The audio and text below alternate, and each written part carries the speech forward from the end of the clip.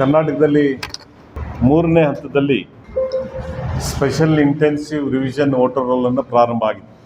ದೇಶದಲ್ಲಿ ಮೊದಲ ಮತದಾರ ಪಟ್ಟಿ ಪ್ರಕಟ ಆಗಿದ್ದು 15/11/1951ರಲ್ಲಿ 1952ರಲ್ಲಿ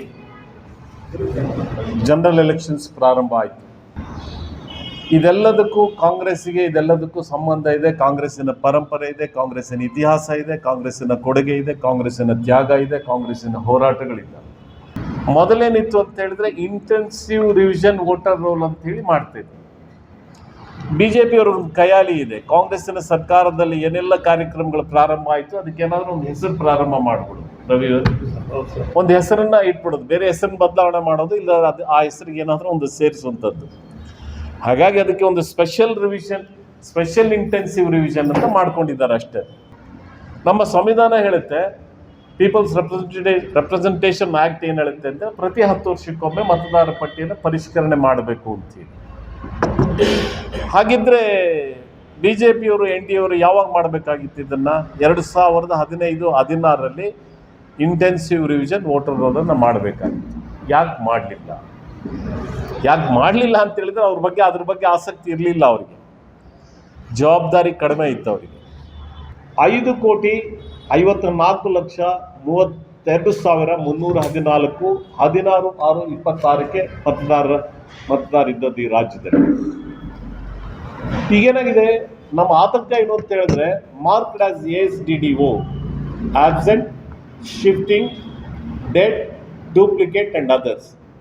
ಅದರಲ್ಲಿ ಏನಾಗಿದೆ ನೋಡಿ, ಇವತ್ತು ನಾವು ಬೆಳಗ್ಗೆ ಸಭೆಗೆ ಹೋಗಿ ಬಂದ್ವಿ.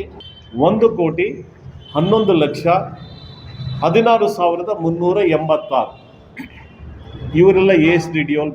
ಇವ್ರ ಸ್ಥಿತಿಗತಿಗಳ ಬಗ್ಗೆ ಏನು ತಗೊಂಡಿದ್ದೀರಾ ಅಂತ ನಾವು ಅಲ್ಲಿನೂ ಹೇಳಿದ್ವಿ. ಈಗ ಡೆಡ್ ಆಗಿರ್ತಾರೆ, ಅವ್ರು ಏನು ಮಾಡ್ಲಿಕ್ಕಾಗಲ್ಲ, ಅವ್ರನ್ನ ಯಾರು ಸೇರಿಸಿ ಅಂತ ಹೇಳೋಕ್ಕೂ ಬರೋದಿಲ್ಲ, ನ್ಯಾಚುರಲಿ ಅದು ಡಿಲೀಟ್ ಆಗುತ್ತೆ. ಆಮೇಲೆ ಕೆಲವು ಕಡೆ ಡೂಪ್ಲಿಕೇಟ್ ಮಾಡ್ಕೊಂಡಿರ್ತಾರೆ, 2 ಕಡೆ 3 ಕಡೆ ಮತದಾರ ಪಟ್ಟಿ ಮಾಡ್ಕೊಂಡಿರ್ತಾರೆ, ಹೆಸರು ಸೇರಿಸ್ಕೊಂಡಿರ್ತಾರೆ. ಅದನ್ನು ಯಾರು ಏನು ಮಾಡೋಕ್ಕಾಗಲ್ಲ. ಆ ಡೂಪ್ಲಿಕೇಟ್ಸ್ ಏನಿದ್ದಾವೆ ಹೊರಗೆ ಹೋಗಲೇಬೇಕಾಗುತ್ತೆ.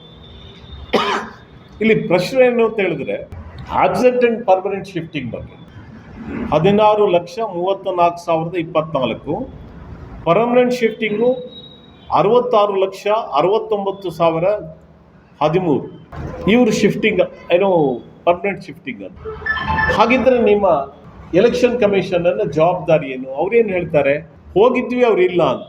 ಹೋಗಿದ್ವಿ ಇಲ್ಲ ಅನ್ನೋಂಥದ್ದು ಆನ್ಸರ್ ಆಗೋದಿಲ್ಲ. ಹಾಗಾದ್ರೆ ಅವನೊಬ್ಬ ಅರ್ಹ ಮತದಾರ ಇರ್ತಾನೆ. ಒಂದು ಡಿಜಿಟಲ್ಲೂ ಕೂಡ ವ್ಯವಸ್ಥೆ ಮಾಡಿಕೊಟ್ಟಿದ್ದಾರೆ, ವಿದ್ಯಾವಂತರು ಮಾಡೋಕ್ಕೆ ಅವಕಾಶ ಆಗುತ್ತೆ. ಡಿಜಿಟಲ್ ಪರಿಣಿತಿ ಹೊಂದಿರುವಂಥವ್ರು ಮಾಡ್ತಾರೆ.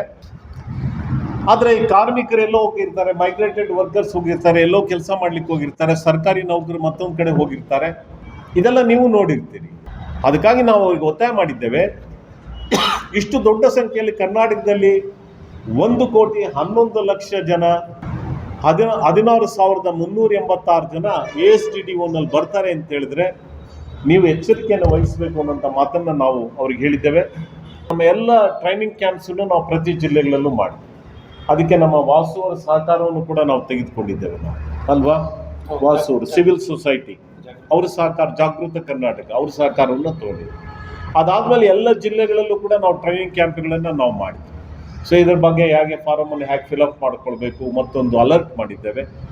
ಮತ್ತು ಅಬ್ಸರ್ವರ್ಸನ್ನು ನೇಮಕ ಮಾಡಿದ್ದೇವೆ. ಒಂದು ರಾಜಕೀಯ ಪಕ್ಷವಾಗಿ ಎಷ್ಟೆಲ್ಲ ಆ್ಯಕ್ಟಿವ್ ಆಗಿರ್ಬೋದು, ಏನೆಲ್ಲ ಜವಾಬ್ದಾರಿಯನ್ನು ತೆಗೆದುಕೊಳ್ಬೋದು, ಅಷ್ಟೆಲ್ಲ ಪ್ರಯತ್ನಗಳನ್ನು ಕೂಡ ನಾವು ಮಾಡಿದ್ದೇವೆ. ಇಷ್ಟಾದರೂ ಕೂಡ BJPಯವರು ಹೇಳ್ತಾ ಇದ್ದಾರೆ, SIR ಬಗ್ಗೆ ಕಾಂಗ್ರೆಸ್ನವರು ವಿರೋಧ ಮಾಡ್ತಾ ಇದ್ದಾರೆ, ಕರ್ನಾಟಕದ ಸರ್ಕಾರದವರು ಸಹಕಾರ ಮಾಡ್ತಾ ಇಲ್ಲ. ಇದೆಲ್ಲ ಸತ್ಯಕ್ಕೆ ದೂರವಾಗಿರ್ತಕ್ಕಂಥ ಕೇವಲ ರಾಜಕೀಯದ ಗಿಮಿಕ್ಗಳಿಗೋಸ್ಕರ ಅವರು ನಿರೀಕ್ಷೆ ಮಾಡಿರಲಿಲ್ಲ ಕಾಂಗ್ರೆಸ್ನವರು ಇಷ್ಟೊಂದು ಆ್ಯಕ್ಟಿವ್ ಆಗಿರ್ತಾರೆ ಅಂತೀವಿ. ಸೊ ಹಾಗಾಗಿ ನಾವು ಒಂದು ರಾಜಕೀಯ ಪಕ್ಷವಾಗಿ ಮತದಾರರ ಹಿತವನ್ನು ಕಾಪಾಡಲಿಕ್ಕೆ ಏನೆಲ್ಲ ಅಗತ್ಯವಾದಂಥ ಕ್ರಮಗಳನ್ನು ನಾವು ತೆಗೆದುಕೊಳ್ಬೇಕು, ಆ ಎಲ್ಲ ಪ್ರಯತ್ನಗಳನ್ನು ನಾವು ನಿಯಮಾನುಸಾರ ಭಾಳ ಅತ್ಯಂತ ಜವಾಬ್ದಾರಿಯುತವಾಗಿ ಕಾಂಗ್ರೆಸ್ ಪಕ್ಷ ಮಾಡ್ಕೊಂಡು ಬಂದಿದೆ ಅನ್ನೋದು. ರಾಮನಗರದ ಪ್ರತಿಯೊಂದು ಸಂಭ್ರಮಗಳನ್ನು ಪರಿಶುದ್ಧವಾದ ಚಿನ್ನಾಭರಣಗಳಿಂದ ಅಲಂಕರಿಸಿದ MS ಗೋಲ್ಡ್ ಅಂಡ್ ಡೈಮಂಡ್ಸ್ಗೆ 8ನೇ ವಾರ್ಷಿಕೋತ್ಸವದ ಸಂಭ್ರಮ.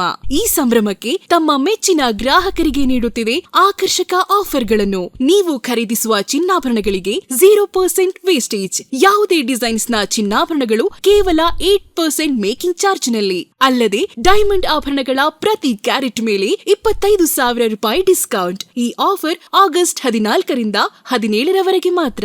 MS gold and diamonds, BM road, Ramanagara.